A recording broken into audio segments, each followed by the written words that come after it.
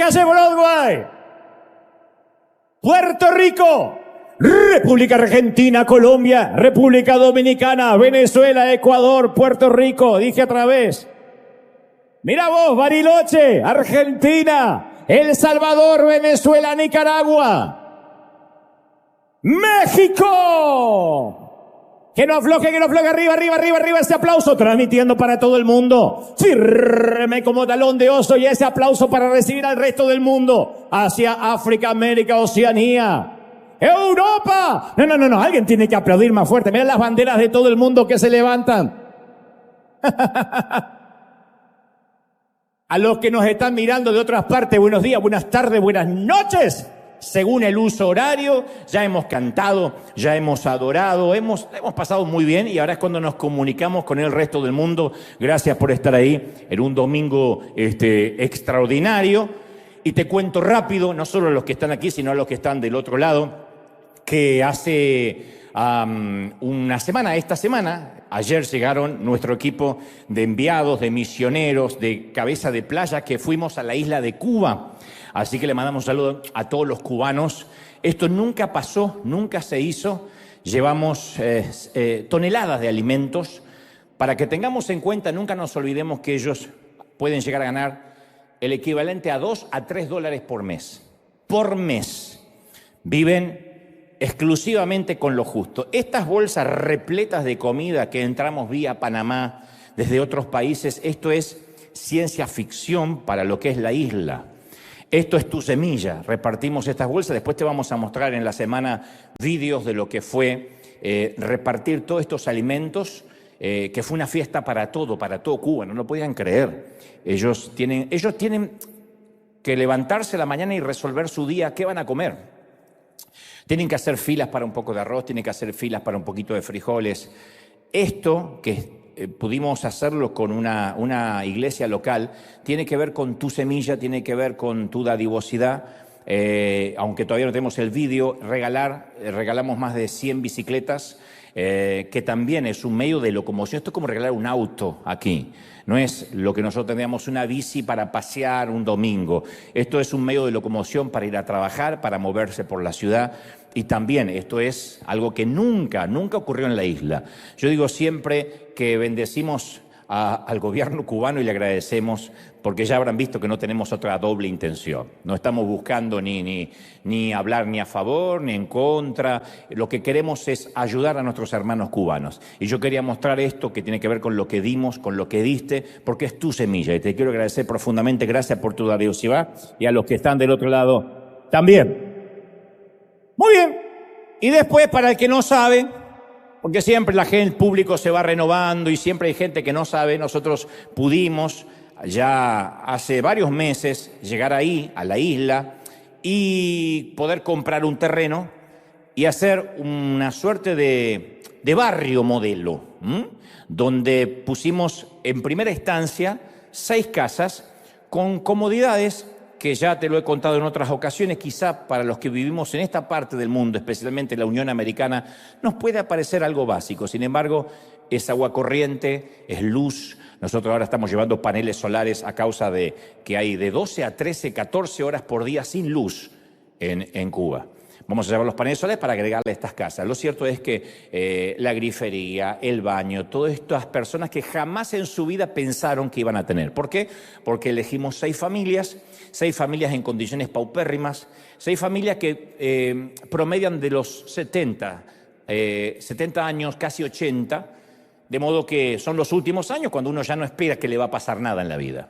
A los 30, a los 40, hay gente con más esperanza. Estos viejitos estaban condenados a vivir, como te lo voy a mostrar ahora. Esto dura poquito, pero quiero mostrarte, estas son las últimas casas de las 6 que entregamos. Es el episodio final de Somos River en Cuba. Mira. Tu semilla, esa es tu siembra, eso es lo que has hecho, así que el aplauso es para ustedes, no solo para Cuba, sino para todos ustedes, gente maravillosa.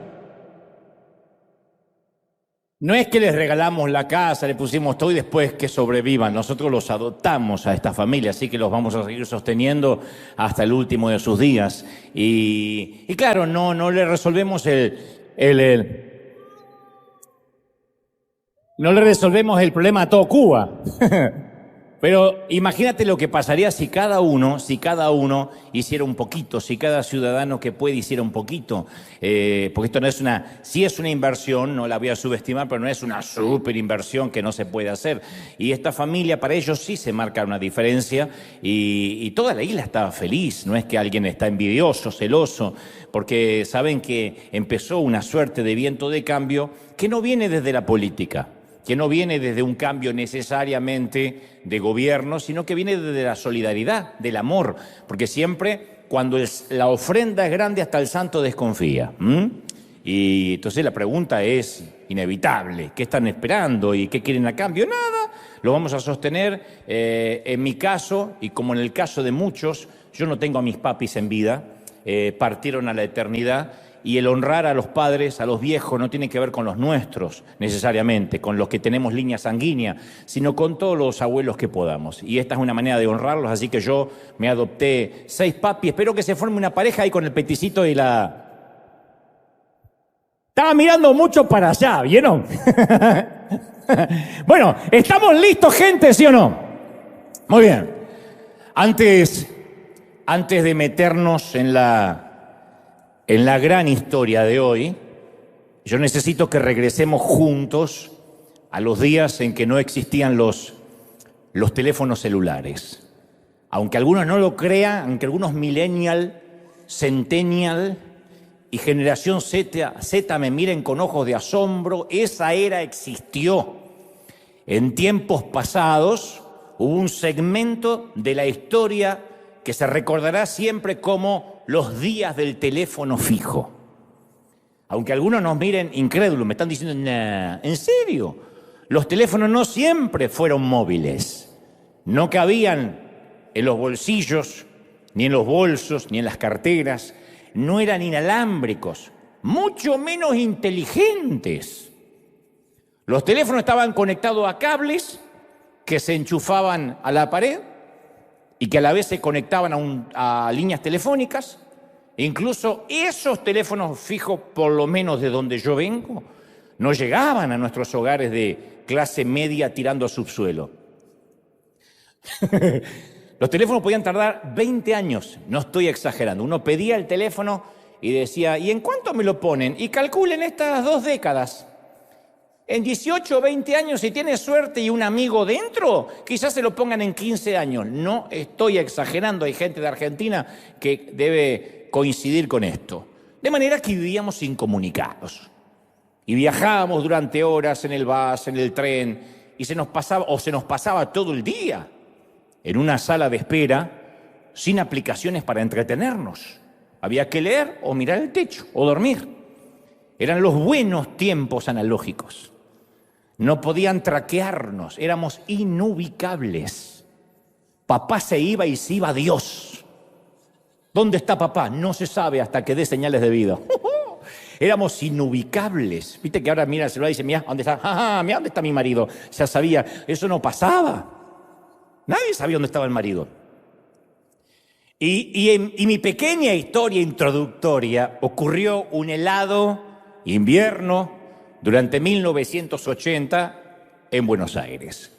Ese mismo año, 1980, para que nos ubiquemos en tiempo y espacio, nacía Ronaldinho, se estrenaba en los cines Superman 2, asesinaban a John Lennon, Jimmy Carter era el presidente americano por este lado del mundo, y en Argentina todavía padecíamos los últimos rezagos de un gobierno militar de facto, un gobierno militar. Yo cursaba el 7º grado en ese entonces, el último año de la escuela primaria, en un colegio de un barrio de suboficiales. Y dado que no existían los celulares, y mucho menos internet, toda la comunicación de los docentes, de los maestros, con nuestros padres, era a través de un sencillo cuaderno de comunicaciones forrado en color rojo. A veces el mensaje era simplemente de la maestra hacia los padres como un recordatorio acerca de una fecha patria y la consecuente invitación para que no falten los padres al acto escolar. Pero en otras ocasiones era casi una sentencia de muerte lo que se escribía ahí. Y lo irónico es que los transportadores de esos mensajes Éramos los propios sentenciados a morir. Estimado señor Goebbels, Goebbels, el cuaderno de comunicaciones. No, el cuaderno de comunicaciones. Lo llevaba y ella ponía, estimado señor Goebbels, su hijo no ha completado esta semana la tarea y lo veo muy distraído durante la clase. La maestra, soplona, alcahueta, zapa, chivata, delatora, comunicaba a nuestros padres a través nuestro, eso era cruel. Y al día siguiente yo debía regresar con el mismo cuaderno rojo, donde debajo de esa nota aparecía la firma de mi padre, seguido por una suerte de disculpa que decía, enterados, nos ocuparemos de que esto no vuelva a ocurrir. En mis tiempos ese enterados y nos ocuparemos no implicaba que me iban a llevar a un psicólogo, a un terapeuta.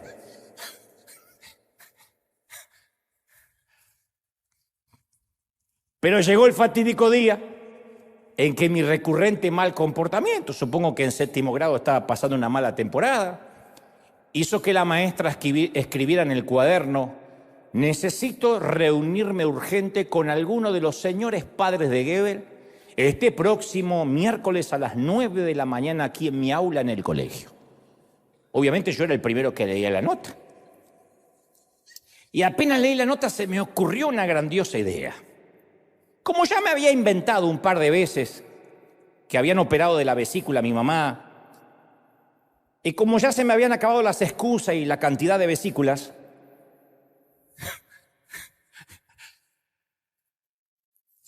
llegué a casa e imitando la letra de mi papá, escribí debajo de la nota, lo sentimos mucho. Yo trabajo todo el día y mi esposa está muy grave porque deben operarla de las amígdalas. Firmado Federico Goebbels, papá de Dante. Y lo llevé. Insisto, no existían los celulares. Era imposible corroborar la veracidad de la nota y mucho menos de la firma. Solo los mensajeros que transportábamos nuestra propia horca teníamos el único acceso a la verdad. La maestra leyó la nota. Dijo, bueno, que tu mamá se mejore, pero los voy a citar para la semana próxima. A la siguiente semana escribí, señorita maestra, la operación de las amígdalas resultó bien, pero descubrieron un bulto extraño en la panza. Así que no saldré del hospital este mes y no va a salir, y si esto se complica tampoco en 2 meses. Firmado, papá de Dante. Esta vez la maestra leyó la nota, me miró, volvió a leer, me volvió a mirar y no dijo una sola palabra. Yo sentí que había timado a la señora, que gané la partida. Incluso comenté mi picardía, mi astucia con el resto de los compañeros, chocamos los 5. Fui muy popular, al menos por 2 días fui muy popular. Fueron mis 2 días más felices de todos mis años del colegio. Me pedían autógrafo, me pedían que imite otras firmas, que simule otras notas para mis compañeritos. Me sentí un político. Bueno, pero el viernes de esa semana, de esa misma semana, la maquiavélica y endemoniada maestra se tomó el trabajo de aparecer en la puerta de mi casa. Y apenas mi padre salió a recibirla, dijo, señor Goebbels, su última nota me dejó muy preocupada, así que el consejo escolar me ha enviado aquí para tener más novedades acerca de la gravedad de su esposa. Acto seguido atrás salió mi madre vivita y coleando.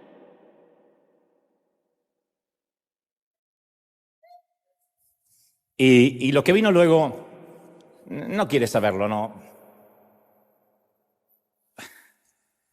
Lo sórdido de lo que ocurrió aquella tarde me obliga a no abundar en demasiados detalles, especialmente por aquello de no herir ninguna susceptibilidad y respetar la memoria de mis padres que ya no están. Lo cierto es que 44 años después sigo usando esta historia para ilustrar la estupidez de los atajos. Porque eso es lo que usé, un atajo. Fui un timador, pequeño timador, pero timador al fin. Y en vez de enfrentar el camino honrado, cuesta arriba y más largo, agarré el ancho, cuesta abajo y deshonesto. Entonces todos en algún momento, porque me miran así como asombrados diciendo, ¿qué clase de líder tenemos? Todos, hasta de adultos, elegimos la ruta rápida y fácil. Y en vez de enfrentar lo inevitable, tomamos el asunto en nuestras manos y en un momento lo fregamos, lo arruinamos todo. Bueno, eso es lo que hizo el personaje, ahora sí, de nuestra historia grande de hoy, porque esta era la pequeña historia autorreferencial introductoria, pero la gran historia de hoy tiene que ver con alguien que hizo algo más o menos similar, se llama Jacob o Jacob para los amigos. Como te dije hace unos días, creo que hace un par de semanas, la historia de Jacob no es muy fácil de digerir, puesto que el tipo se portaba mal con mucha frecuencia.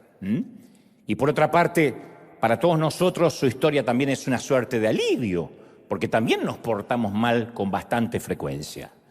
Creo que Jacob fue, dicen los historiadores, el primer ancestro de los argentinos a nivel mundial. Porque si lo que estamos buscando es un héroe de película, Jacob no es nuestro chico, no es nuestro personaje. Era más bien un operador político, era un trepador, un lobista, un tipo que siempre se metía en líos, en problemas, en timos, en estafas. Pero si por el contrario queremos saber hasta cuándo Dios aguanta a un sinvergüenza, a un chapucero, a un granuja, a un bribón, ninguno se siente identificado, pero yo sé que sí. Entonces necesitamos conocer esta historia. Los protagonistas de nuestra historia son beduinos. La tierra que los rodea es vasta, es accidentada, es el desierto. Rebeca le dio a Isaac, su esposo, un par de gemelos, Jacob y Esaú, gemelos. Y entre esos gemelos, en toda la historia creo que nunca ocurrió, pero aparece ahí en las Escrituras, hubo tensión desde el primer momento. Rebeca sentía en su útero literalmente como una pelea en un cuadrilátero de boxeo. Génesis 25-22 dice, y los hijos luchaban dentro de ella. No es una metáfora, no es una licencia poética, peleaban los gemelos dentro del útero.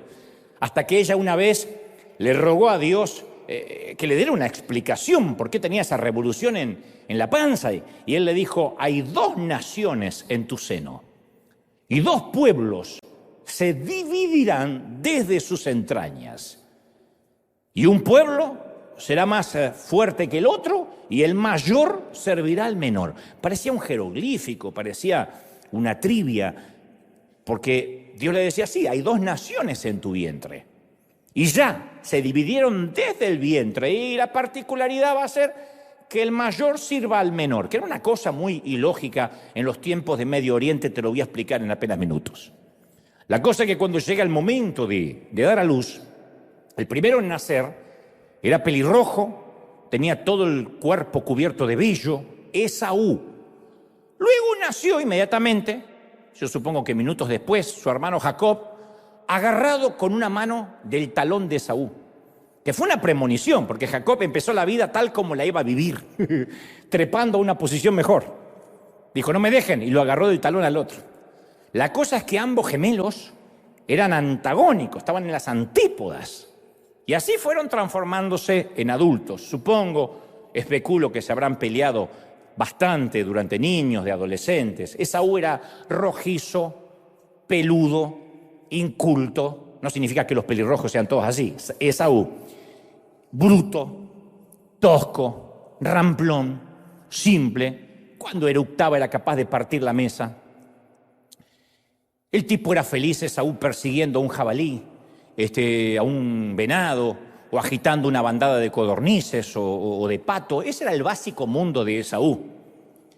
Y de acuerdo a la tradición judía, el padre de los judíos era el primero en nacer, el padre de todos los judíos. Él era el que merecía todos los honores, el primero en nacer. Pero Rebeca amaba y prefería a Jacob, a Jacob, que era más metro que sexual.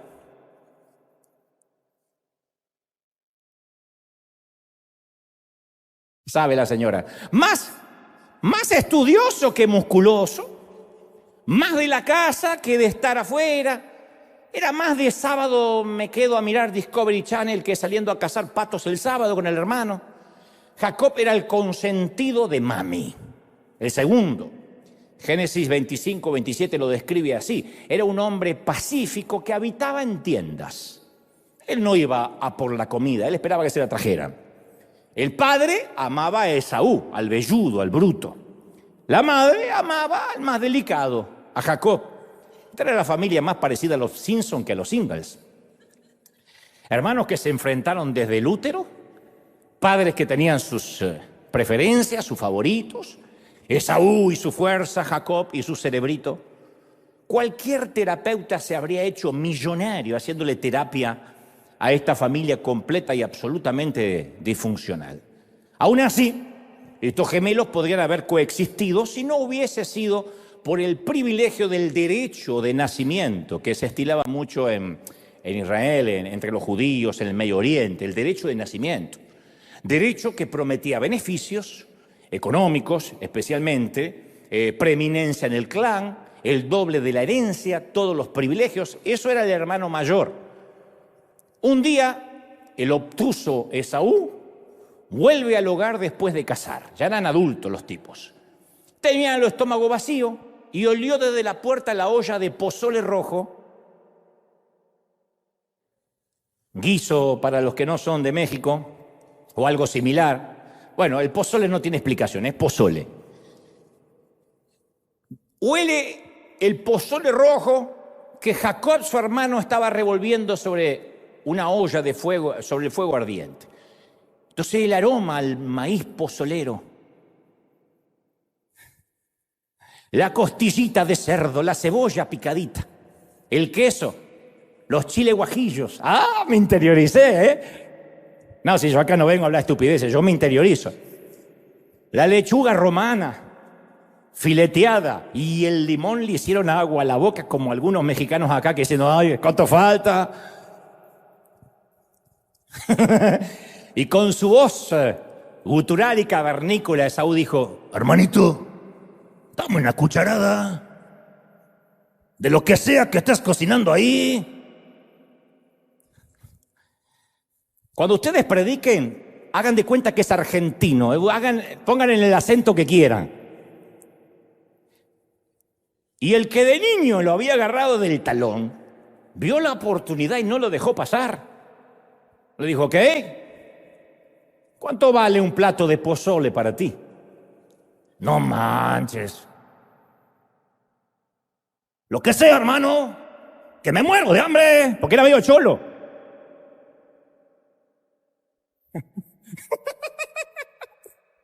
¡Que me muero de hambre!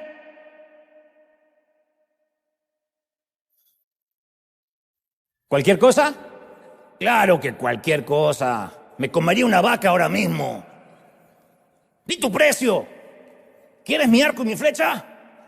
¿Quieres mi nuevo cuchillo? Es tuyo por ese pozole maravilloso. Ok. Quiero la primogenitura, hermano. ¿La primo qué? La primogenitura. Esaú miró el guiso de pozole, sopesó las opciones y acto seguida, sin siquiera pensar, selló su destino con estas palabras. Mira, hermano, yo en cualquier momento me voy a morir. Estoy en la casa con los venados, con las cosas salvajes. Así que ¿de qué me sirve como se llame? Y Génesis narra, Esaú restó importancia a sus derechos de primogénito. O sea, menospreció, la desdeñó. El derecho de primogenitura, de ser el hermano mayor, estaba amparado por la ley. El padre no podía dárselo a otro hijo que no sea al mayor. Ahora el hijo primogénito, sin embargo, podría perderla, podría venderla, que es lo que hizo este. Para el tosco Esaú, la primogenitura era algo intangible, invisible, casi algo espiritual. El plato de guiso estaba ahí frente a él. Así que accedió de inmediato al intercambio. Y Jacob le dice, tú sabes lo que estás haciendo, hermano, ¿no? Cuando papá muera, voy a obtener el doble de la herencia, ¿lo sabes, no? Mientras tanto, Esaú se ató la servilleta en el cuello. Sí, el doble, el doble. Alcánzame el aguacate y chicharrón. Ok. Entiendes que yo voy a ser el primero y no el segundo, ¿no? Sí, lo que digas. ¿Qué hiciste? ¿Tostadas para acompañar? Esaú significa que la promesa que Dios le hizo a nuestro padre Abraham, a nuestros abuelos, será para mi familia y no para la tuya, lo sabes, ¿no? Ya deja de hablar, aburrido. Sírveme la comida de una buena vez. Y lo que estaba ocurriendo en ese almuerzo es que Jacob se estaba convirtiendo, en el padre de las 12 tribus, y de su linaje nacería muchos años después nada menos que Jesucristo, derecho que le correspondía supuestamente a su hermano, que ahora la estaba vendiendo. Esaú se quedó solo con su almuerzo. Eso se llama extorsionar a un bruto con hambre. Anoten las esposas.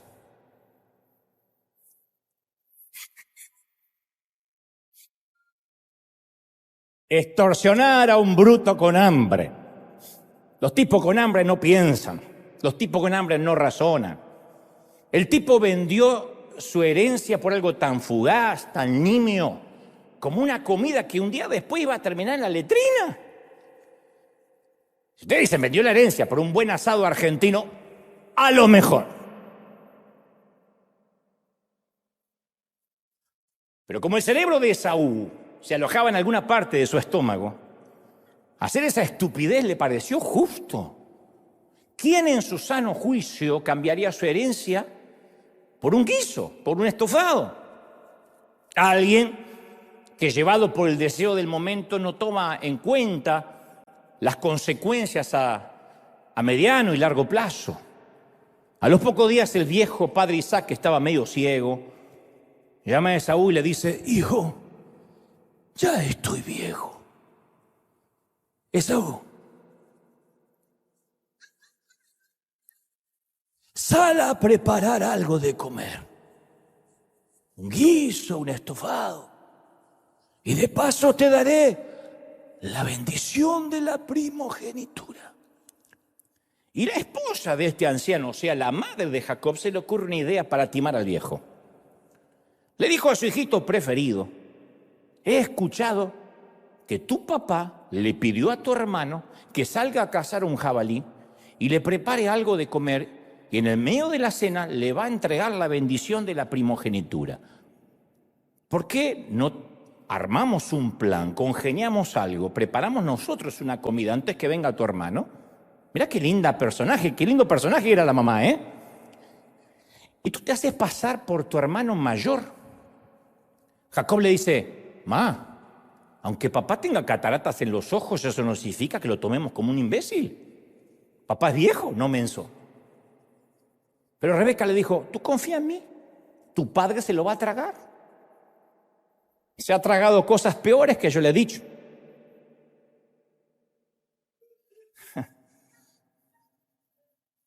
Se ve que lo de Esaú era hereditario. Así que cocinaron un cordero, la mamá con Jacob, cortaron una piel de cabra, Jacob se la puso sobre los hombros y en los brazos para simular el cuerpo velludo de su hermano Esaú, y entró en la tienda del padre. Y Jacob, a pedido de su mamá, imitó la voz de su hermano. Le dijo: cuidado que con la voz te va a sacar. Entonces Jacob dice: papá, soy Esaú, recién llegué. Y el viejo Isaac cayó en la trampa y bendijo con voz ronca a Jacob, pensando que era Esaú. Que te sirvan los pueblos y póstrense ante ti las naciones. Sé Señor de todos tus hermanos e inclínense hacia ti los hijos de tu madre. Malditos los que te maldigan y benditos los que te bendigan. Te bendigo, hijo. Y sin saberlo, Isaac coronó al hijo equivocado. Al rato aparece el hermano mayor Esaú cargando un jabalí. Tres ratones ciegos, cantando quién sabe qué. prepara la comida para su padre. Y cuando dice, papá, te preparé tu comida, el papá ya no tenía hambre. La bendición ya no estaba disponible. Y el padre dijo temblando, lo siento, tu madre y tu hermano me timaron. Yo acabo de bendecir a tu hermano. Bueno, con nuestra mentalidad occidental, yo sé lo que están pensando, esto se arregla fácil. Agarramos a Jacob del cuello, lo llevamos arrastrando hasta la tienda, que el padre se retracte y bendiga al hijo correcto. Pero esto no funcionaba así en Medio Oriente. La bendición tenía un elemento vinculante incorporado, era irreversible e irrevocable. Jacob ya había cobrado el cheque. Y de alguna manera es un símbolo hasta el día de la fecha del poder de nuestras palabras. Hay ocasiones que uno no se puede desdecir. Ustedes dirán, sí, estamos viviendo un tiempo en que ni los contratos valen. Sí, pero yo hablo de otras cosas, en esos momentos de frustración donde le decimos a un hijo que nos decepcionó, o lo adjetivamos, o lo descalificamos, y al rato, como todos padres, nos calmamos, razonamos y pensamos, ¿dónde está el botón para retroceder y borrar? ¿Por qué me dejé llevar? Si acaso yo era peor a su edad.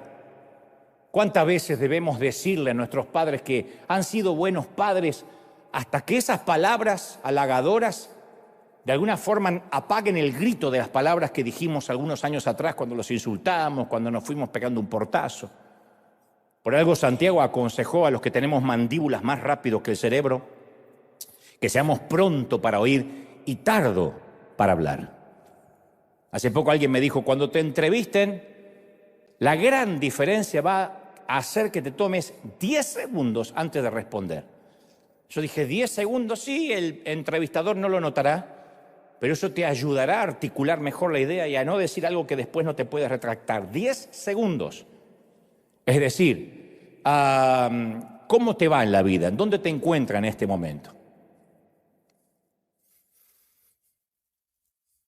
Muy bien. 10 segundos nos ayudan a no meter la pata. 10 segundos.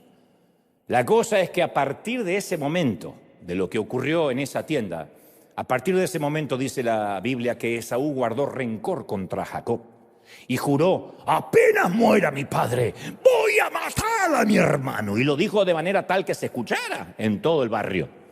Rebeca se escucha la amenaza, la madre, y le dice a su hijito preferido que se arme una mochilita y que se mande a mudar. O sea, dice, tu hermano te va a matar. Y cuando tu hermano dice que te va a matar, no es una metáfora, te va a matar.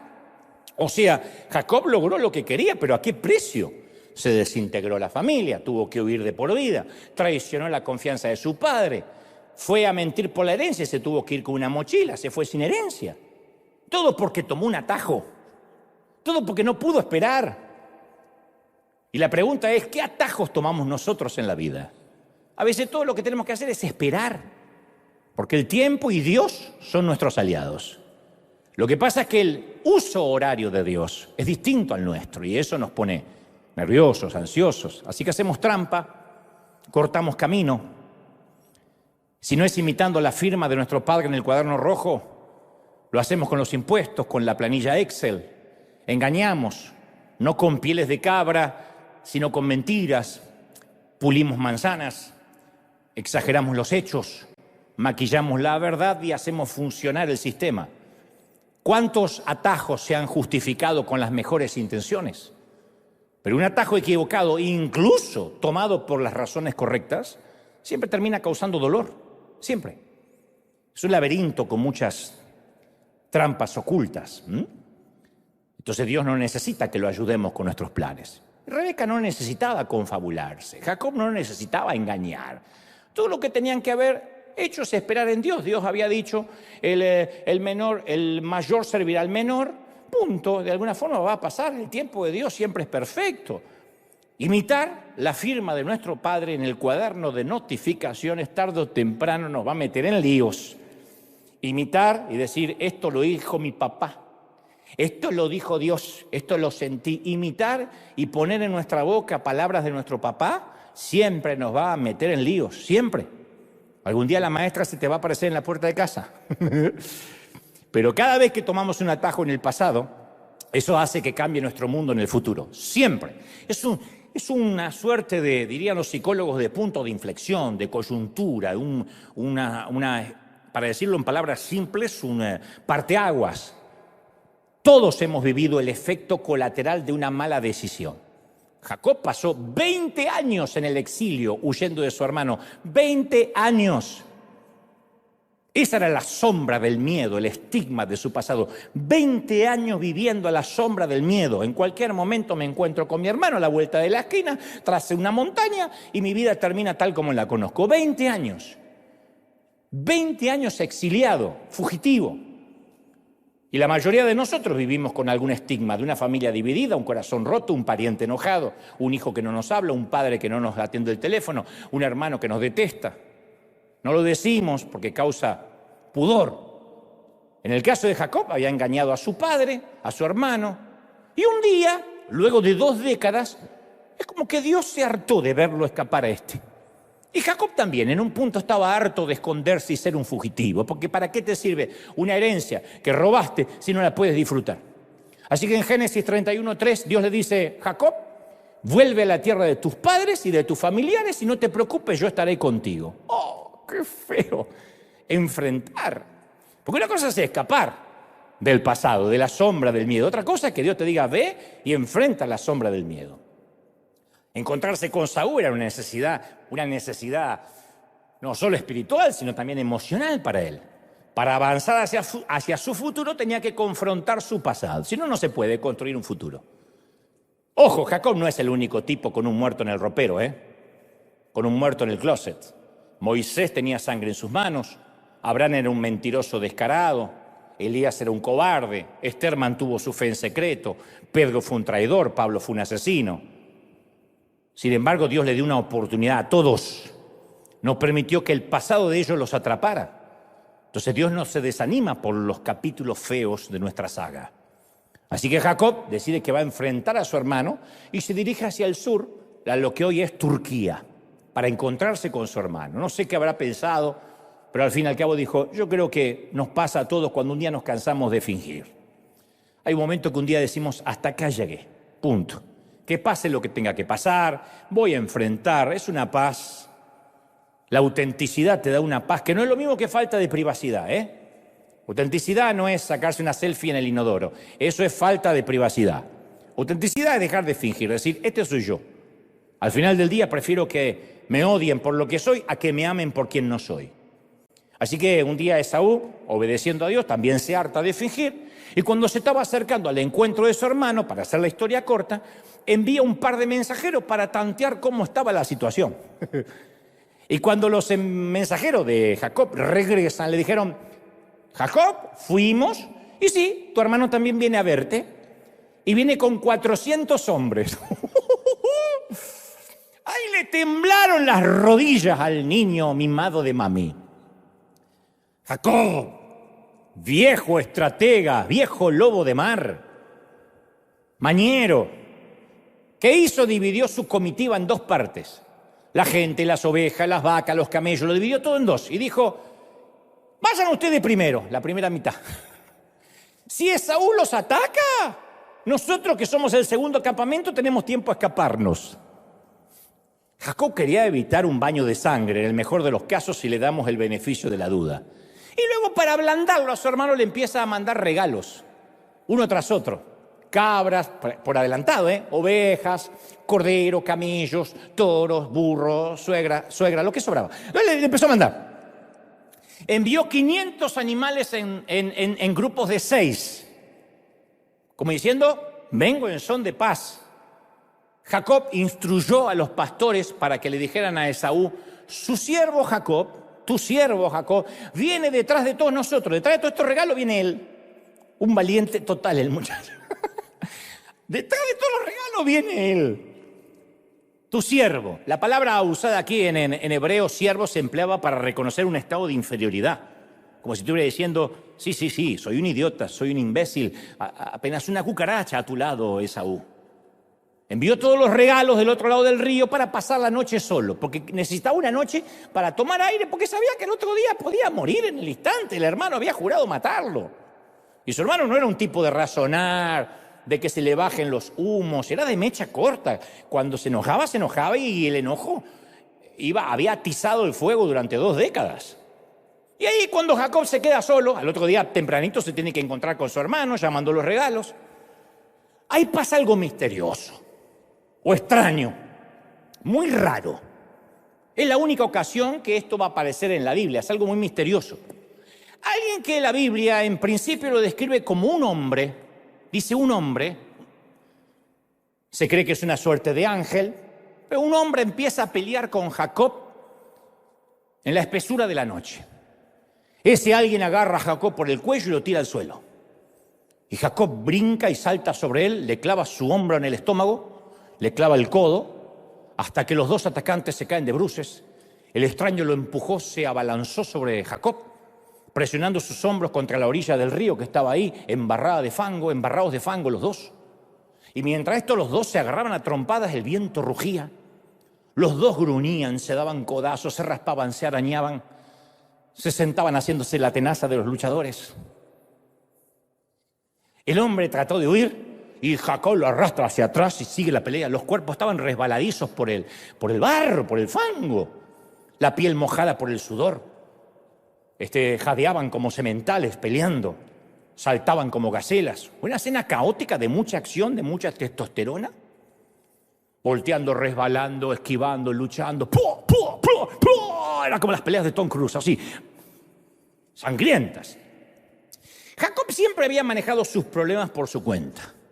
Él peleaba sus propias peleas y según sus reglas. Reglas de barrio, de lo que sea. Era inteligente, astuto, perspicaz, escurridizo. Se había ganado la vida, caramba, así. Siendo un trepador sin escrúpulos. Pero esta vez las reglas habían cambiado. Peleó durante toda la noche hasta que Jacob vio el primer resplandor del amanecer en una colina lejana y se dio cuenta que había peleado toda la noche. Yo pienso que habrán tomado ciertos treguas de minutos. Tiempo. Toman agua y siguen peleando. Y la Biblia narra que cuando este hombre se dio cuenta que no podía vencer a Jacob, le tocó la coyuntura de la cadera y ésta se le dislocó a Jacob. ¿Quién era este hombre extraño? Más tarde Jacob diría, yo he visto a Dios cara a cara y mi vida ha sido preservada. Esto está en Génesis 32:30. Dios permitió que Jacob peleara, haciéndole creer que tenía el control. Toda una noche le dio. Y después, con un solo toque, como quien está jugando con un boxeador amateur, Dios le dislocó la cadera así, dejando a Jacob cojo, para que esté listo, cojo, para regresar junto con su hermano. Como si yo dijera, basta, Jacob, hasta acá llegaste, ya está. No, pero hasta acá llegaste. Lo tocó con una fuerza que Jacob nunca había sentido. Cayó al suelo, quebrantado, humillado, dolido. En una lesión que yo veo un simbolismo muy claro, porque la cadera es la articulación del soporte de peso más grande del cuerpo, en donde interviene la mayor cantidad de músculos más fuertes. Además, ese daño en la cadera de Jacob es más que un deterioro de la articulación que se arregla con una prótesis. La palabra utilizada en hebreo se refiere a órganos vitales. Entonces, ese toque de algún modo redefine la masculinidad de Jacob.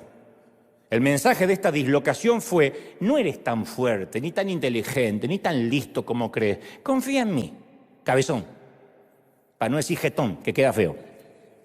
Y en ese momento es cuando Jacob se da cuenta que depende absolutamente de Dios. Es como nos ha pasado a muchos durante la pandemia o en cualquier otro momento de la vida. Cuando pasamos por la cama de un hospital o nos inmovilizan con un suero o tenemos que recorrer el panteón de un cementerio. O nos llevan a nosotros en una ambulancia, o sentimos que todo se puede derrumbar en un segundo, que nos ha pasado a todos. Un toquecito, una palpitación de más, un piquito de estrés, un desfase hormonal, una pequeña sal que se mueve en el cerebro y nos tira una depresión profunda, un toquecito. No hace falta un accidente trágico, un infortunio catastrófico. A veces es un toquecito. Es el momento en que Dios nos pone cara a cara con nosotros mismos y vemos lo que no nos gusta ver. Nuestra vulnerabilidad, un solo toque a veces nos pone, en este caso en la cadera, nos pone de rodillas. un puñetazo, ¡pac!, directo, un tirabuzón, golpecito corto. Quedamos con los pajaritos como los cartoons. No hace falta ir a la basílica, a la iglesia, a la sinagoga, para tener esos tipos de epifanías o de encuentros divinos. Sin embargo, en ese momento, incluso en ese momento, Dios dispensa su gracia, su perdón. Mirá lo que le pasó a Jacob. Cuando el tipo está así, cansado de pelear, sudado, pero con el hombro dislocado, le pregunta, ¿cómo te llamas? El hombre, el ángel. Él dice, Jacob. En la página de nuestra Biblia no hay espacio entre la pregunta y la respuesta. ¿Cómo te llamas? Jacob. En tiempo real, sin embargo, yo quiero creer que hubo una pausa larga, dolorosa, porque solo había una respuesta y Jacob se atragantó al pronunciarla, porque Jacob significa engañador, timador. Ese es el significado de Jacob. Así que cuando dice, ¿cómo te llamas? Él dice, mi nombre es Jacob. No fue una respuesta, más bien fue una confesión. Jacob estaba admitiendo que él era un Jacob, un canalla, un tramposo, un estafador, un operador, un tipo, un fraude. Esto es lo que soy un Jacob. Y el hombre dijo, tu nombre ya no va a ser Jacob, sino Israel. Porque no solo has sido un tipo que te has peleado con los hombres, hoy has luchado con Dios. Hoy te peleaste con Dios y has prevalecido, has sobrevivido. Sobrevivir a una lucha con Dios es eso, es tener una segunda oportunidad. Y recibir un nombre nuevo en cualquier momento es importante, pero recibir este en particular tiene un significado especial, porque Israel significa Dios pelea, mientras que Jacob significa suplantador, tramposo. Israel significa Dios pelea. O sea, el antiguo Jacob luchaba por sí mismo. El viejo Jacob confiaba en su ingenio, en su estrategia, en su mente sagaz. El nuevo Jacob, Israel, ahora depende exclusivamente de Dios. Y desde ese día, cada vez que se presentaba, era un recordatorio de Dios. ¿Encantado? Me llamo Dios pelea.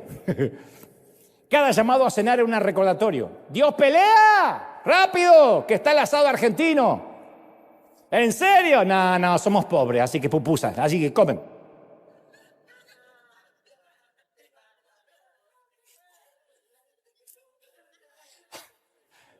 El día que ustedes estén acá, pongan el ejemplo que quieran, ¿eh? Su dirección de correo era diospelea@israel.com. Su hashtag era numeral Dios pelea. Su antiguo nombre reflejaba su antiguo yo, su anterior yo. Su nuevo nombre reflejaba su nueva vida. Y en el gran día, en el gran encuentro de Esaú con Jacob, ahora Israel, ese gran día de ese encuentro, el patriarca golpeado, agotado, camina cojeando, así se va. Muy diferente a lo que él se imaginó en el encuentro.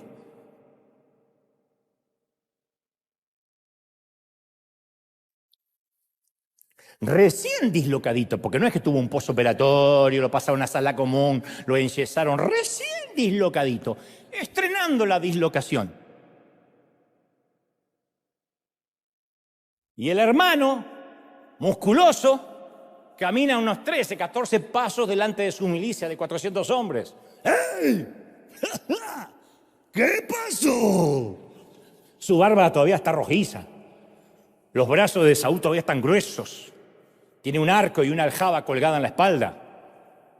Y es Esaú el Doberman contra Jacob, el perro salchicha. Y Génesis 33:3 relata, entonces Jacob se le adelantó y se inclina al suelo 7 veces. 2, 3, 4. Quizá no se podía levantar y quedó como que se estaba inclinando mucho, pero se inclinó 7 veces. Jacob, en su locura, antes de este toquecito, podría haber corrido a esconderse o haber pergeniado otro plan. Ahora que es Israel, no tuvo con cojera, no tuvo más remedio que confiar. Se postró como un vasallo ante un rey en una corte antigua. Y de repente, Esaú corre, dice la Biblia, a su encuentro. ¡Ey! Y lo abraza. Echándoselo sobre su cuello, lo besó y ambos lloraron. Yo creo que apretó tanto a Jacob que perdió el aliento. Dijo, así es como me va a matar. Pero lo estaba abrazando en realidad. Lo apretó tanto que perdió el aliento. Los ojos de los gemelos se encontraron por primera vez después de 20 años. Y lloraron de alivio. Lloraron de perdón. Lloraron ante la posibilidad de un nuevo comienzo. De un reinicio. Esaú lloró porque su hermano regresó a casa. Israel, ex Jacob, lloró porque pudo enfrentar cara a cara su pasado solo para descubrir que su pasado ya no tenía tanto poder sobre su vida. Que la sombra del miedo era eso, una sombra. Era nada más, nada menos que eso, una sombra. Que él había agigantado, había hecho grandilocuente. Y Dios había cumplido la promesa que le había hecho en Betel a Jacob. Yo estoy contigo, te guardaré donde quiera que vayas, te haré volver a tu tierra, no te dejaré hasta que no haya hecho contigo todo lo que iba a hacer. No te voy a dejar. Es maravilloso, ¿sí o no? Entonces, Dios hizo lo que... Este es su modus operandi, este es el modus operandi de Dios. Dios despojó a Jacob de su poder humano, dejándolo solo, confiando en Dios. Y Dios, obviamente, mientras tanto, ablandó el corazón de Esaú, ¿no? Dios guió a Jacob en su futuro, ayudándole a enfrentar su pasado. Entonces no retengas nada. Ningún atajo del pasado es demasiado antiguo, malo o insignificante. No fuiste hecho para llevar ese peso, no. Tienes que tomar esa culpa del pasado como una piedra y dársela a Dios. Dársela al Señor y tú sabes cómo responderá. Él dice, vengan a mí todos los que estáis trabajados, cargados, y yo les voy a dar descanso. Ya no eres Jacob, eres Israel. Y no nos jactamos en nuestra falsa fuerza. No necesitamos temerle más a Esaú, porque ahora tu Esaú, tu pasado, es tu hermano. Tu enemigo es tu hermano. La sombra del pasado es tu hermano. Te das cuenta que no es ni tan grande, ni tan importante. Y a veces agrandamos las cosas y tenemos tanto temor cuando nos descubran, cuando se sepa. Pero hay un alivio de enfrentar eso, cuando uno lo abraza. Ahora, la última pregunta que tengo para que todos nos respondamos es, ¿y por qué Dios le tuvo tanta paciencia divina a este Jacob? ¿Por qué digo, en vez de dejarlo cojo, no lo liquidó del todo? En vez de tocarle la cadera, ¡pum!, el corazón, y el tipo queda ahí y ya está, se terminó. Pero por otro lado, yo estoy muy agradecido de que Dios no lo haya hecho, porque yo también juego con el sistema. Yo también he luchado con Dios. Y muchas veces... No los estoy juzgando a ustedes, pero muchas veces yo me he sentido que con mis fuerzas podía lograr algo, que mis músculos lo iban a impresionar. Estoy hablando en términos metafóricos, no tengo músculos, ya lo sé. Pero a veces puedo ser adulador, informal, un poco menos que honrado. Así que yo me identifico mucho con Jacob, mucho. Cojeo. No se me nota, porque no estoy estrenándola, pero... ya tengo ejercicio para que no se me note la cojera en distintas partes de mi vida, de mi ser. El tema es que Dios no dice que nos va a amar si nos portamos bien. Él promete amarnos conscientes de todo el tiempo que Él sabe que nos portamos y nos portaremos mal. ¿Qué nos impide levantarnos? ¿Qué nos enreda los pies? ¿Qué nos impide avanzar? ¿Qué carga roba nuestra paz? Porque no hay mejor cosa para un ser humano que... Como decía mi papá, con su filosofía barrial y una preparación académica muy escueta, él decía, para mí lo más importante es andar con la frente en alto y acostarme en paz con mi almohada. Y a veces nosotros, aún teniendo a Dios, no tenemos eso. Vivimos como Jacob peleando en la vida, todo a fuerza de puño, todo a fuerza de estrategia, todo a fuerza de pelear. Que no digo que no podamos pensar y que haya que colgar el cerebro y guardarlo. Lo que estoy diciendo es que cansa cuando pensamos que nuestras propias peleas y por consecuencia nuestras derrotas nos descalifican. Segunda de Corintios 4:7 dice Pablo, pero tenemos este tesoro que Dios nos dio en vasos de barro, para que la extraordinaria grandeza del poder de Dios sea de Él, para que Él se lleve la gloria, el crédito y no nosotros. Dios nos dio algo valioso en esto, en gente rota, en nosotros. Dios nos dio esto, en esta suerte de vaso roto es que Él decide habitar. Tenemos mentes que divagan, cuerpos que envejecen. Bueno, ustedes más rápido que yo, obviamente. Corazones que dudan, ojos lujuriosos, convicciones que se desmoronan. Nos derrumbamos bajo presión. Nuestra porcelana tiene fisuras. A ver si lo entendemos, nuestra porcelana tiene fisuras.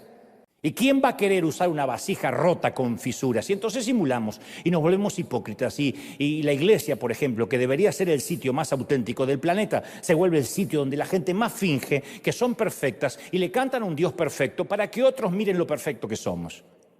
No, uno tiene que reconocer, sí, soy una vasija rota. La vida no me trató bien, desde la infancia, desde la niñez o en mi temporada adulta, lo que sea. ¿Quién quiere usar una vasija rota? Dios.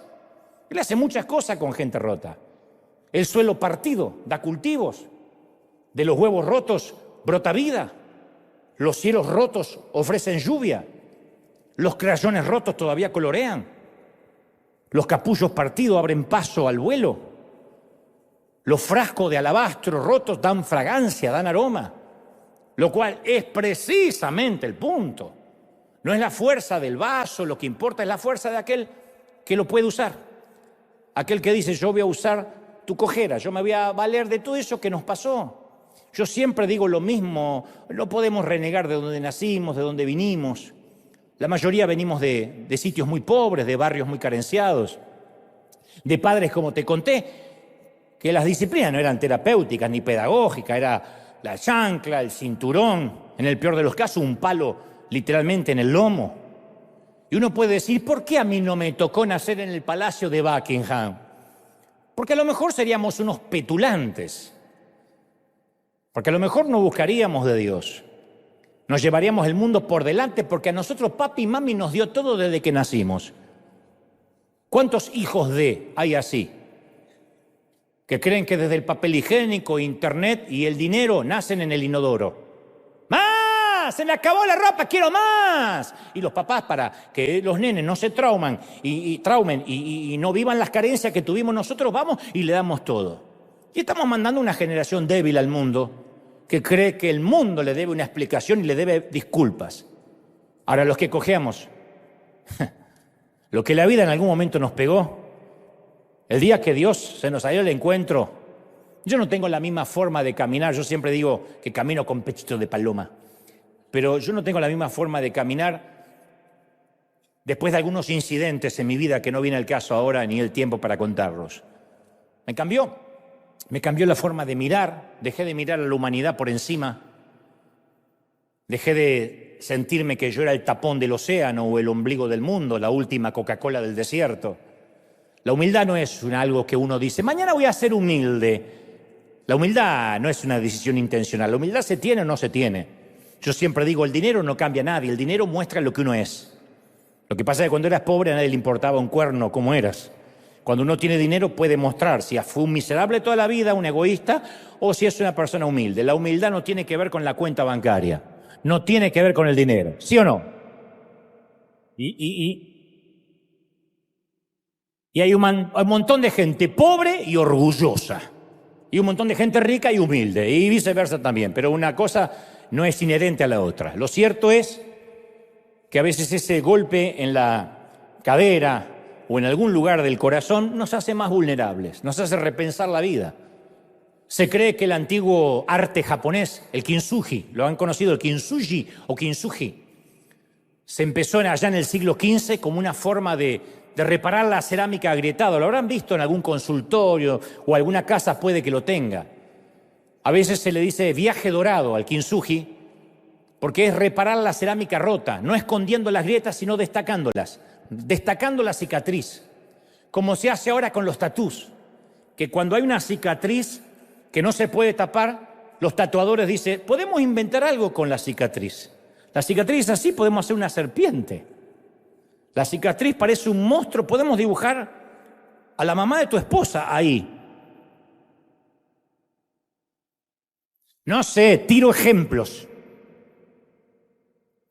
El artista usa una especie de laca para reparar las fisuras y luego cubre el adhesivo con un fino polvo de oro o de plata y el resultado es algo hermoso, inimaginable, líneas de oro y plata zigzagueando a través de la cerámica y de ese modo la pieza cuenta la historia de su pasado con cada grieta y con cada fisura. Y se venden carísimos, son jarrones que se rompieron, en palabras simples. Pero los reparan con oro, con plata, y parece que fueran adrede, intencionales. Alguna vez estuvo roto, pero ahora se lo redimió de una manera gloriosa por el artista. Y cuando uno llega al final de la historia de Jacob, la vasija de barro, ese tipo maniero, ese tipo trepador, de alguna forma se mantiene pegado con el pegamento del artista. No hay mucho para ver, pero el tipo lo logró. Al final, Hebreos 12:21 dice, por la fe Jacob al morir bendijo a cada uno de los hijos y adoró, apoyándose sobre el extremo de su bastón, que presumo que comenzó a usar a partir de la dislocación, aun cuando joven, y nunca más pudo deshacerse de él porque el bastón le recordaba de que ya no era lo que era antes. Y murió en su ley, pero esta vez adorando a Dios. Que lo mismo se diga de nosotros. No tenemos que ser perfectos para ser amados, no tenemos que sacar buenas calificaciones.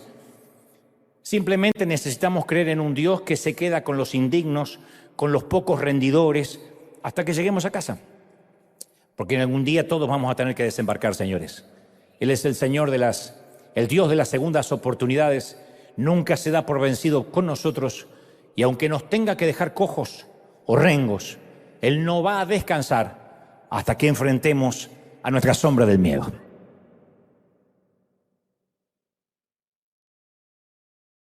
Ese aplauso, señores. Si quiere que dale un aplauso grande, grande, grande, grande a Dios y dile, Señor, maravilloso. Este aplauso tiene que ser grandioso para sellar de que empezamos otra vez, de que somos Israel. ¿Sí o no? Ese aplauso grandioso, gente, al Rey. ¡Ja, ja! ¿Sí o no?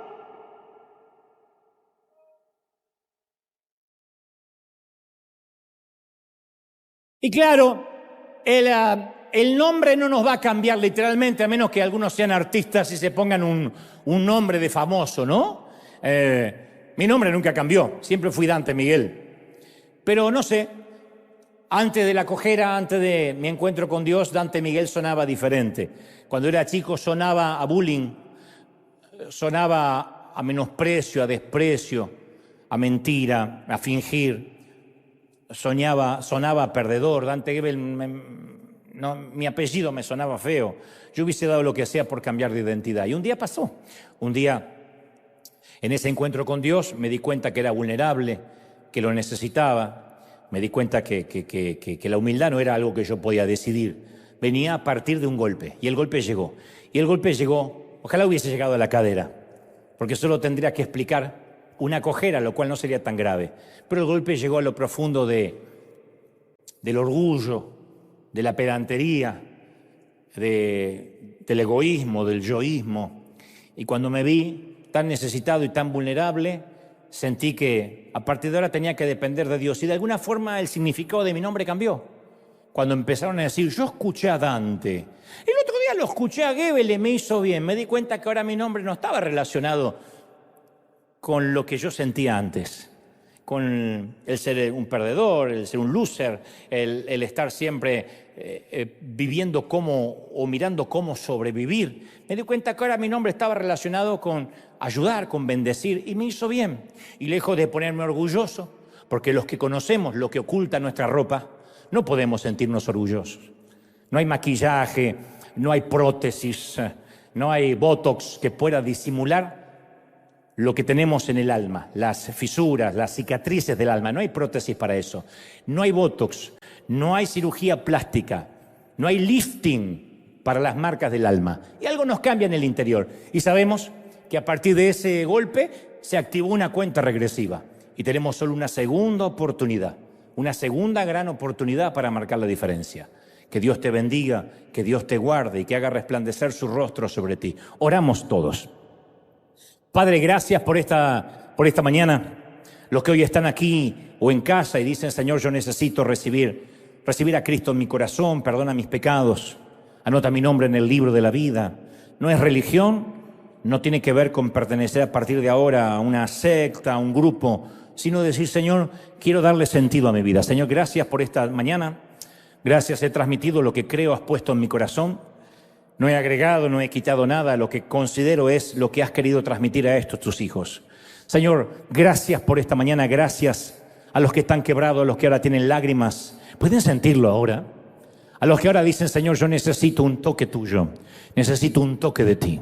Necesito salir adelante, pero no ese toque que me dejó rengo, sino un toque que me sane ahora. Enfrentar las sombras del pasado, aquellos que están huyendo de algo, de algo que dejaron atrás en sus países, en sus barrios, en una antigua relación, en una expareja, hijos. No sé, todos tenemos una carga que dejamos atrás. Y no te estoy diciendo que la ignores, sino que la enfrentes, que le digas, Señor, yo no puedo más, hasta acá llegué. Y si tienes que pelearte con el ángel, a pelear. Si tenemos que pelearnos con el ángel, a pelear. Señor, gracias porque nos traes revelación, gracias porque nos bendices, gracias porque nos tocas, gracias porque nos llenas. Señor, bendigo a tu pueblo, a estos tus hijos, bendigo tu entrada, tu salida, tu acostarte, tu levantarte, bendigo noviembre y diciembre, que sean meses extraordinarios, que termine ese extraordinario para empezar un 2025 aún mayor. Te bendigo en todas las áreas. Si puedes levantar tus manos, dile, yo recibo esta bendición, y como aquel viejo Isaac, digo, te bendigo en todo, que te sirvan los pueblos, que tengas bendición en el campo y en la ciudad, en tu entrada y en tu salida, en tus ganados, en tus lagares, en la ciudad, en el campo, en las fronteras. Que Dios te bendiga en tu aliento, en tus sueños más íntimos. Que Dios bendiga el fruto de tus manos y el fruto de tu vientre. Que sean benditos tus hijos y los hijos de tus hijos. Que tengas prosperidad, vientos a favor. Que el Señor te bendiga en todo lo que pienses, sueñes, visiones o pienses aún en lo más íntimo de tu ser. Te bendigo, te digo fuerza para continuar. No te entregues, no te rindas, porque aunque tengas que enfrentar la sombra del pasado, en tu cojera Dios se va a glorificar. Te bendigo, permito y digo que Dios te llene tu alma, tu corazón, tu mente y tu espíritu, en el cuerpo, en el alma y en el espíritu. Amén, amén y amén. Sean bendecidos para bendecir. Ese aplauso al Rey, gente. Lindo domingo, coman rico, descansen. Nos vemos la semana que viene. ¡Chao!